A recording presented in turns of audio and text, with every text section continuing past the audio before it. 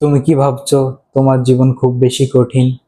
তাহলে হযরত ইউসুফ আলাইহিস সালামের কথা একবার ভাবো। নিজের ভাইয়েরা কূপে নিক্ষেপ করেন, পরিবার থেকে বিচ্ছিন্ন হন এবং অন্যায়ভাবে কারাবন্দী হন।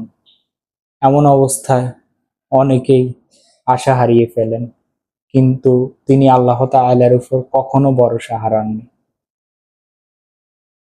বহু বছর কারাবন্দী থাকার পর আল্লাহ তাআলা তাকে কারামুক্ত করেন এবং দেশের সর্বোচ্চ মর্যাদার পদে অধিষ্ঠিত করেন। এই গল্প আমাদের শিখায়, আজকে তুমি যে কষ্টের মধ্যে আছো সেটাই তোমার জীবনের শেষ অধ্যায় নয়। আল্লাহ তাআলা চাইলে কারাগার থেকে রাজপ্রাসাদ পর্যন্ত পৌঁছে দিতে পারেন।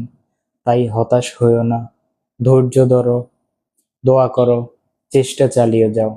কারণ আল্লাহ তাআলার পরিকল্পনা আমাদের পরিকল্পনার চেয়েও বেশি সুন্দর।